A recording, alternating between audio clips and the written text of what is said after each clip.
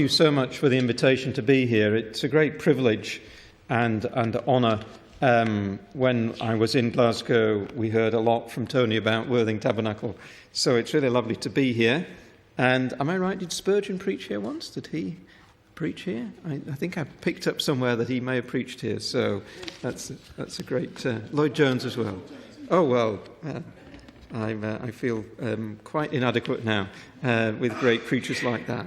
And it's lovely to partner with the church here, with your learning community, with the Union School of Theology. I do have a few leaflets which are around the coffee area. If you want to find out a little bit more about Union, some of the things we do, there's a little leaflet there and there's a little magazine as well. Please do take those and pray for us. We so really need your help. So, I've been asked to preach on Psalm 4. So if you have your Bible open, it would be good to have that in front of you. I wasn't sure what version of the Bible you used, so I used the NIV in preparing for it, but I was just following the ESV through as it was read. It's almost word for word, so I think we're okay. Some of you of a certain age, maybe my age, you will remember a song from 1969 that was in the charts. It was by a man called Peter Sarstedt, and it had the title, "Where Do You Go To, My Lovely?" It's an interesting song with a story and a very catchy accordion melody. If you know the song, it will be going through your mind now. It's the song about a girl who has made it good. She has riches, she has friends in high places. The song says, your clothes are made by Balmain, and there are diamonds and pearls in your hair. You live in a fancy apartment off the Boulevard Saint-Michel, where you keep your Rolling Stones records, and you're a friend of Sacha Distel.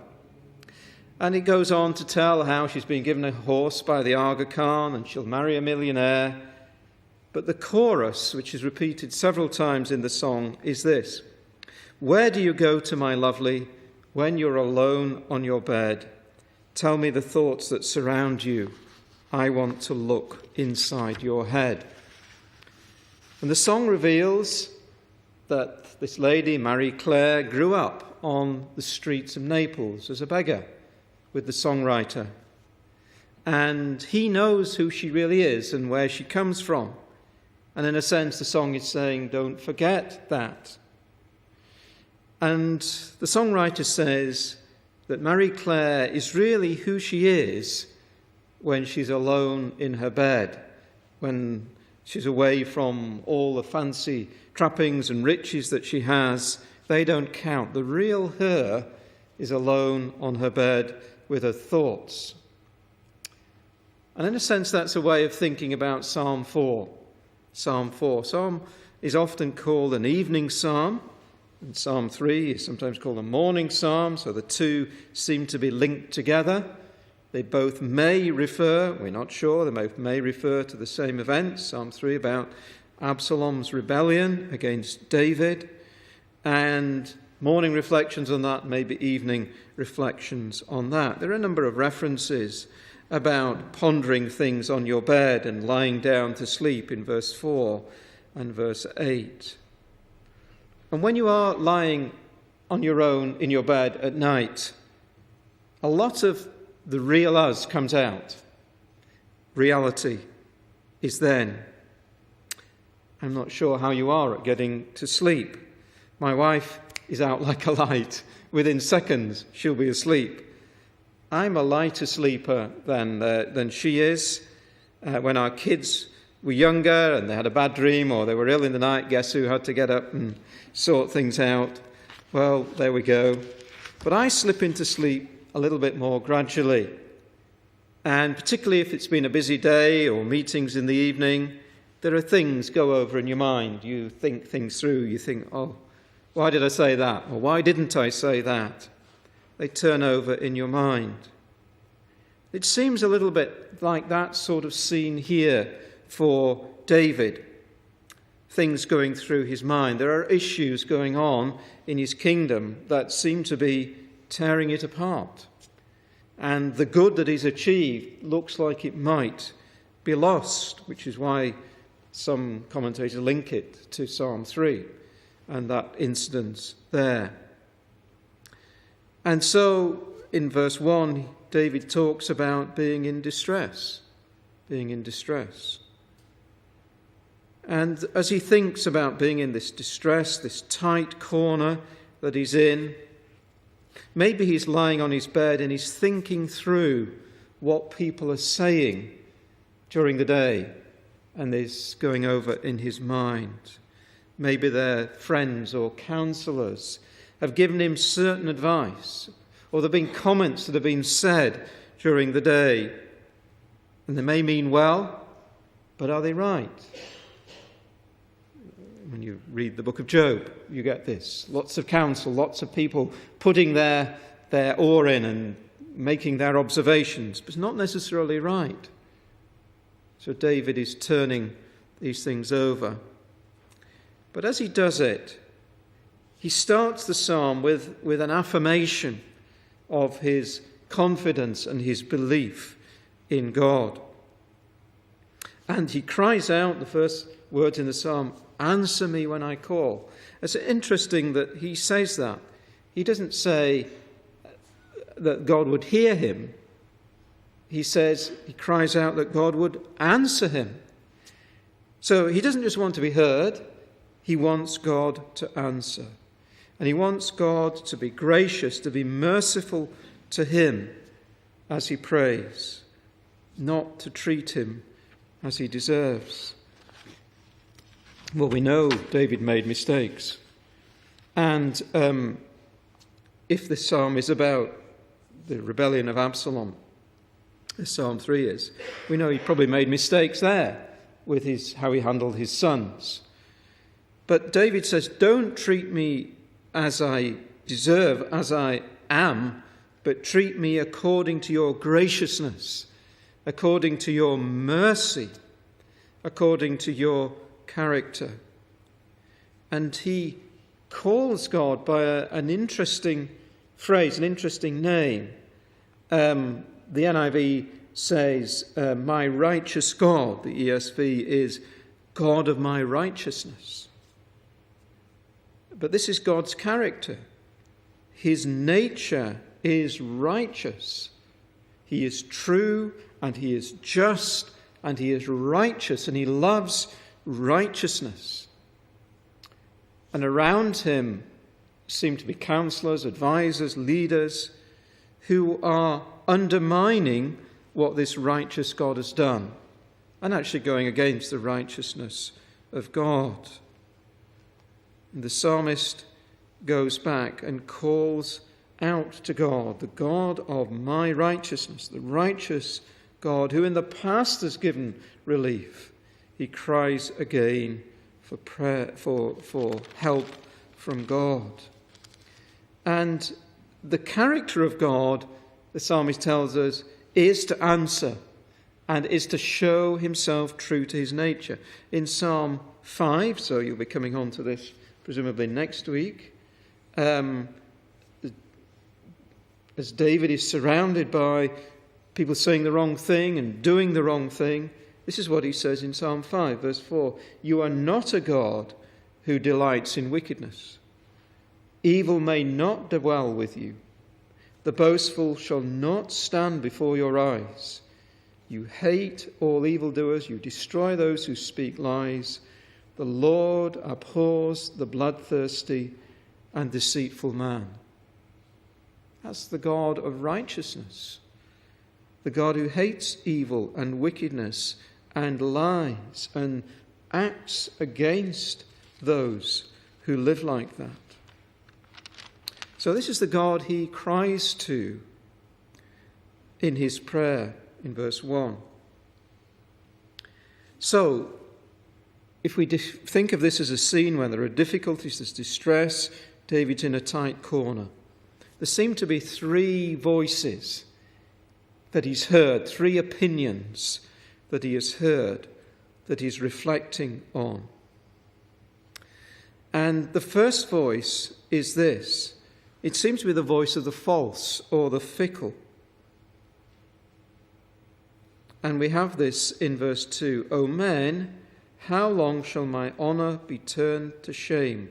How long will you love vain words and seek after lies? No, the Lord has set apart the godly for himself. The Lord hears when I call on him. Now, God has done remarkable things through King David. Through David, Israel is brought to strength, to unity. You think of the kind of chaotic years of the judges and people doing what was right in their own eyes and always being invaded, and then Saul, some stability and then a lot of instability. And through David, the land is built up, it's strengthened. At the end of his life, he hands over a unified kingdom and a kingdom at peace to Solomon to reign. But all that God has been doing through David, all those glorious things that brings honour to God, are now being turned to shame. They're being undermined. And people are loving vain words or delusions and seeking after lies. So God had acted in this wonderful, concrete way to build up this kingdom. And now fantasies, like a mirage, people are chasing after. You know, those things that seem to appear to people in the desert, and they think there's an oasis or a town or a hotel, and they go off the track and they get lost in the desert because of this mirage, this delusion that is there, this false offering. And people seem to be going after these false ideas, these vain offerings, these vain words, rather than hanging on to the truth of God that has kept and made the nation strong. There are those who prefer lies to truth. People were saying things that were just plain false. Some translate that word false gods, and others just talk about lies or falsehood. But there were people then who would rather follow false teachings than hold on to the truth of this God who has acted so wonderfully. We're surrounded today by personalities, big names, and what they say seems to count. And they have thousands of Twitter followers, and every pronouncement is commented on and appears. And some of it's just plain wrong, plain anti-Christian. But the thing that's troubling David here seems to be that it's not just those who have been always opposed to the work of God. It's those who have been the friends of God, those who have seen God at work. It's interesting when the Apostle Paul wrote to the church in Galatia. Same sort of thing happening there. God had done great things through the gospel to those churches there. Galatians 4 verse 9. Paul says, "How is it you're turning back to those weak and miserable principles? Do you wish to be enslaved by them once again?" So God has freed them from all that falsehood. And yet they're going back. They're wanting to go back to the regulations, the non-biblical teachings, these falsehoods and these lies. And Paul challenged it. Well, what did they say when Paul challenged them? Did they say, "Oh, we thank God that you showed us where we were going wrong. We would have ended up in a real mess"? Did they say that? No, not at all. Paul says in Galatians 4 and verse 20, "How have I now become your enemy by telling you the truth?" So they preferred the falsehood to the truth, the apostolic truth that was being presented to them. And they became enemies of the apostle and the apostolic truth. Well, that's what happened to David. Same thing. People are now following falsehood, and when he challenges them, they reject him. And they're turning what God has done for his glory into shame. They're bringing shame on God. David thinks about this issue. A problem goes through his mind. And what's the answer? Well, the answer is in verse 3. No, remember, the Lord has set apart the godly for himself. The Lord hears when I call on him.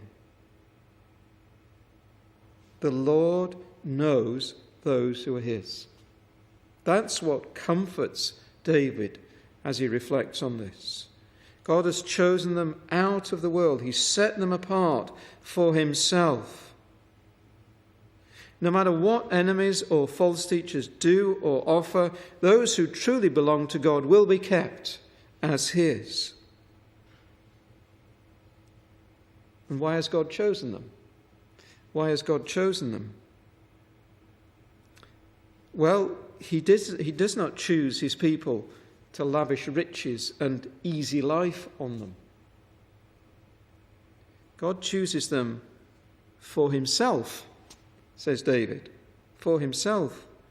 The reason he chooses his people is for fellowship with God himself.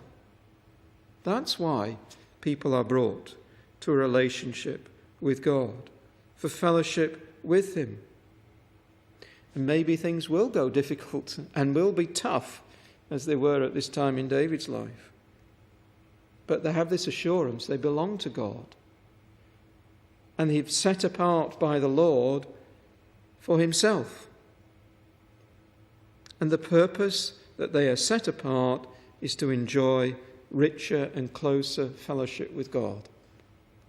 And often, as we know, when we walk through those difficult times, that's when the fellowship with God is much, much stronger than when everything's easy and the sun's always shining. So he reminds himself of this truth. The Lord has set apart the godly for himself, and the Lord hears when I call on him. So the Lord will always hear. No matter what the delusions and falsehood of others around him are, that communion with God, that fellowship with God will not be broken. In my previous work, in the mission I worked with, I had a colleague who lived in Lebanon and worked there. It's a very unstable country in many, many ways. And he once asked his daughter, who was about 13 or 14 at the time, what's the biggest disaster you can think of happening to you? And she said straight back, when the internet goes down. When the internet goes down. Well, I suppose when you're 13, 14 and you can't, make contact with your friends, that is pretty difficult to handle. But the assurance we have as Christians, the assurance that God's people have, is that the Lord always hears when we call. The line won't go down. We won't get that terrible buffering signal, round and round, waiting for the thing to load up. The psalmist has this assurance, the Lord will hear when I call. So that's the response to those who are false or fickle, who are undoing what God has done. To remember the godly are there for fellowship with God, and God will always fellowship with them. He will always hear their prayers. That's one voice. The second voice then, and this seems to be the voice of those who responded to this difficulty with anger. With anger. Verse 4, the ESV puts it, be angry and do not sin. The NIV has it, in your anger do not sin. The years before he came to the throne, David was surrounded by people who wanted to take the law into their own hands, and they got very angry with King Saul. And they wanted to get rid of King Saul and do it quickly. There were a number of occasions when it could have happened.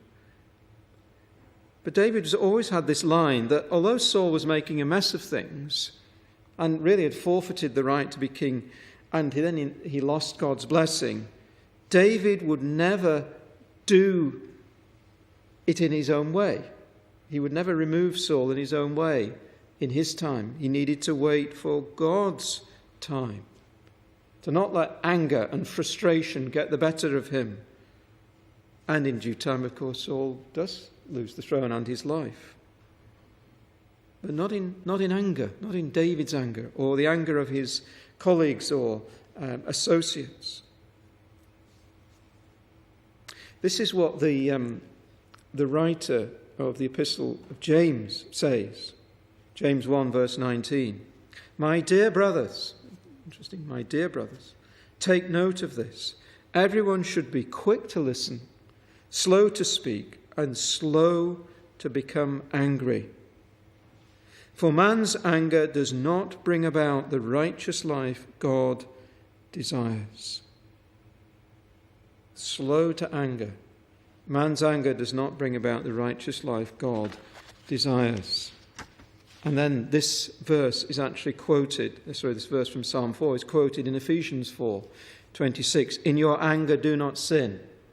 And then Paul goes on, do not let the sun go down when you're still angry, and do not give the devil a foothold. Do not give the devil a foothold. Anger that festers overnight gives the devil a foothold. Hot-headed anger that bursts out. In your anger do not sin. When you're on your bed, search your hearts and be silent. When I was training for pastoral ministry a number of years ago, a wise senior minister who I owe a great deal to said this to me. He said, when you're a pastor, there are some people you sincerely wish to give a piece of your mind. And he said this, if you do, you will generally live to regret it. If you do, you'll generally live to regret it. And it's proved really good advice. Really good advice. There are a number of times I've had to bite my tongue and walk away, and I'm glad I did. I'm glad I did. In your anger, do not sin. When you're on your bed, search your hearts and be silent. It's so easy, of course, to lie on your bed at night after there's been something said or done during the day, and you turn it over and over in your mind.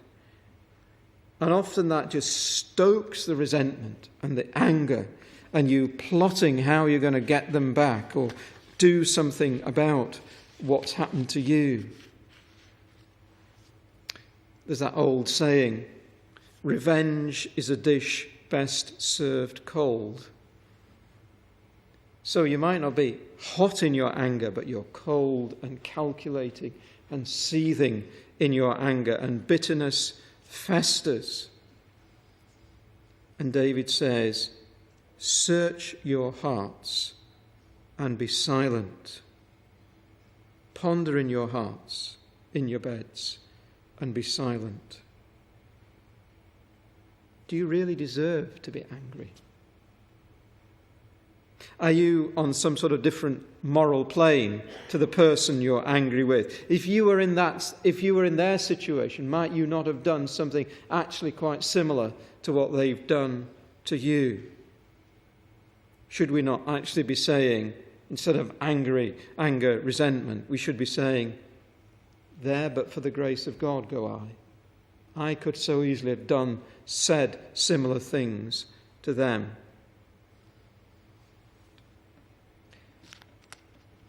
Some of you will be familiar with a little book written by a lady called Rebecca Manley Pippert called Out of the Salt Shaker. It's about evangelism, but it's also about her conversion and her testimony. And she was studying when she was converted, and she was writing her thesis, very important part of her degree. And when she was writing, there was a great shortage of desks in the library for thesis writing, but she'd got one. It was a good one, and she really worked well. And then one day she got to this thesis writing desk, and she found somebody had moved her stuff off her desk and was now sitting in it. And she said she was so angry with this person. She'd worked hard to get it. It was really important to her. And she wanted to shout at this person and assert her right to the desk. But she'd recently become a Christian. And inside her head was this voice, the voice of Jesus saying, you've got to forgive him. You've got to forgive this guy. And there's this struggle going on in her mind, and she's actually angry with God for this voice saying she must forgive him. To give up what was rightfully hers and forgive the person who had wronged her. And she knew it was a pivotal moment in her Christian life. And she could, at that moment, have blown her Christian profession in the next seconds. And with a huge struggle inside her, she said to this guy, that's my thesis writing desk, but you can have it. In your anger, do not sin. Offer right sacrifices to God and put your trust in the Lord. We want to sort it out. Put your trust in the Lord, and he will. What's the right sacrifices that are being referred to here? Well, we get a picture of that in Psalm 51 and verse 17. What the sacrifices the Lord loves? Psalm 51 verse 17. You'll know this. The sacrifices of God are a broken spirit.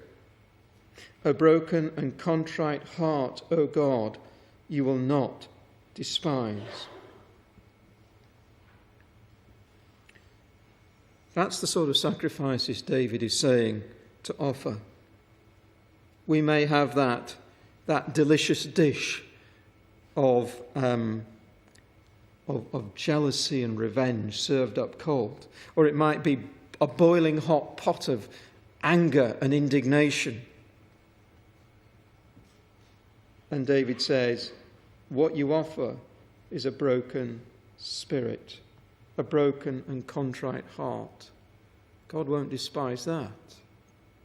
He'll not be impressed by your offering of revenge or anger,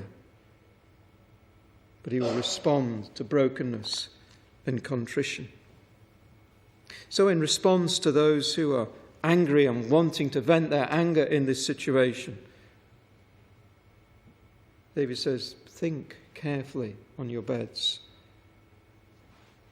Put a zip on your mouth and offer to the Lord the right sacrifice of brokenness and contrition.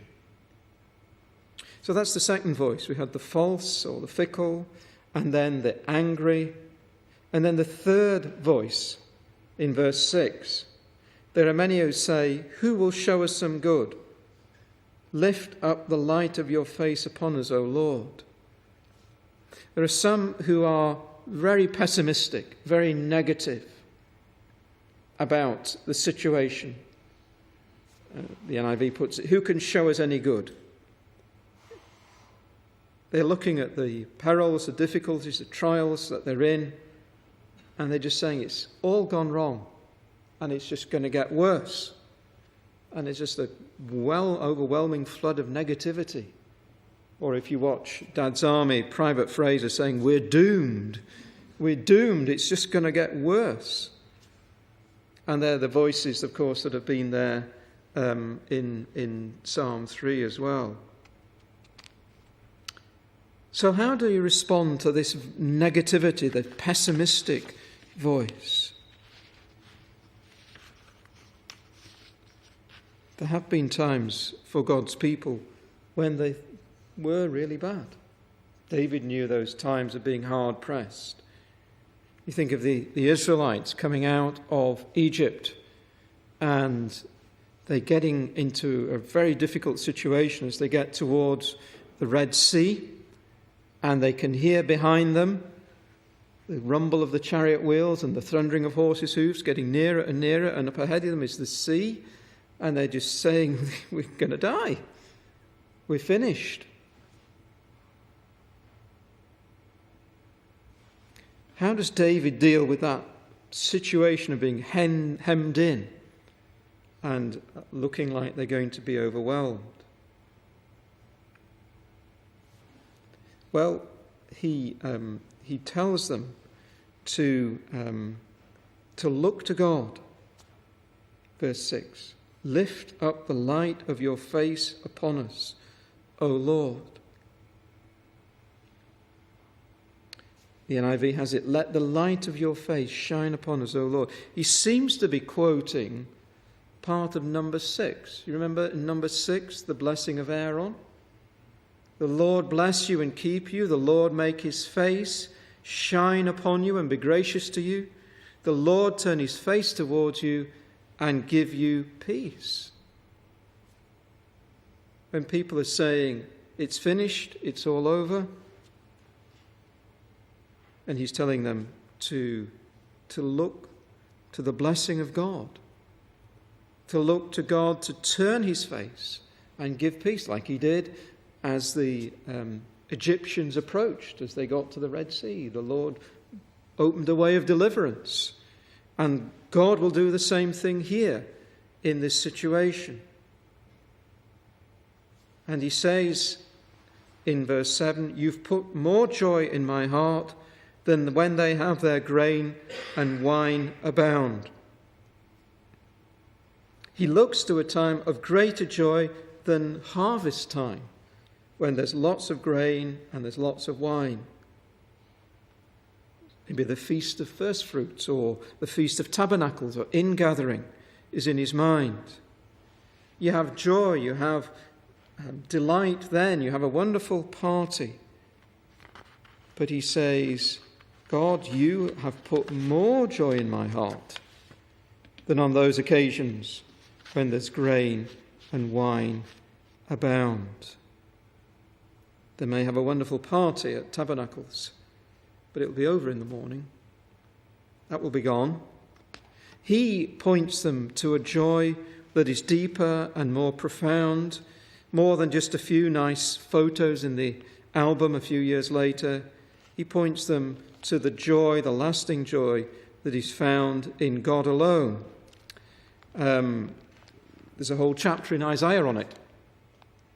In that day, you will say, says Isaiah, I will praise you, O Lord, though you are angry with me, your anger has turned away and you've comforted me. Surely God is my salvation. The Lord is my strength and my song. He's become my salvation. With joy you will draw water from the wells of salvation. On that day you will say, give thanks to the Lord, call on his name, make known among the nations what he has done, and proclaim that his name is exalted. Sing to the Lord, for he has done glorious things. Let this be known to all the world. Shout aloud, sing for joy, people of Zion, for great is the Holy One of Israel among you. The joy, the real joy, of course, is in God himself, in knowing God and knowing his love. We want to look at the blessings in terms of material things, don't we? We're looking at the grain and the wine and think in those terms. And David says, but there's a deeper joy that comes from God himself. And so when all is raging around, people are turning to falsehood, people are angry and going to do harm, people are pessimistic, there's a place, as the hymn says, place of quiet rest, close to the heart of God. A few years ago, I was in North America in a meeting which I was leading, and the tornado warning went off. And of course, you have to go to a place of shelter, and we were there some while, and then the warning passed, and you were allowed to come out. And actually, where we'd been, there didn't seem to be anything at all. But as we went out of that building later and walked just a few hundred yards from where we'd been, there were trees down, there were telephone wires down, there were electric wires down, there were bits off people's roofs. The tornado had passed, but we'd been at the centre of it and had missed the devastation. And in a sense, that's a picture of the peace of God that passes understanding.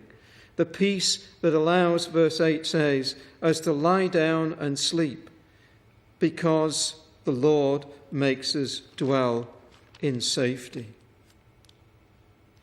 That's where David went at this time of difficulty and distress and challenge. A storm raging around, but at peace with God, so that he could lie down and sleep and leave things with God. If you go to Oxford, the city of Oxford, there in the centre of Oxford, it's often surrounded by people sitting having their sandwiches now, is a memorial. It's called the Martyrs' Memorial. And it commemorates the death of Hugh Latimer, Bishop of Worcester, Thomas Cranmer, Archbishop of Canterbury, and Nicholas Ridley, Bishop of London. And they were executed under the reign of Mary Tudor in 1555 for holding to a biblical gospel for the biblical faith. And Nicholas Ridley, the night before his execution, had a visit from his brother. And his brother said that he had come and he would sit up with him through the night, his last night on earth, to keep him company, keep his spirits up. And Nicholas Ridley thanked him very much and said, "Thank you, but no thank you. I'll just go to sleep as if it's any other night, so I can wake refreshed in the morning." And then he quoted Psalm 4, verse 8 to his brother, "I will lie down and sleep in peace. For you alone, O Lord, make me dwell in safety." And so, though knowing he would face his death the next day, he lay down and slept, and next morning he woke refreshed and went out before the people and students of Oxford and was put to death, was burnt to death for his faith. And as he died, he cried the words of Jesus, "Into your hands I commit my spirit." Somebody at peace with God, who had slept in peace with God because of his assurance of Christ's love for him. I don't know what storms or challenges you're facing or you will face.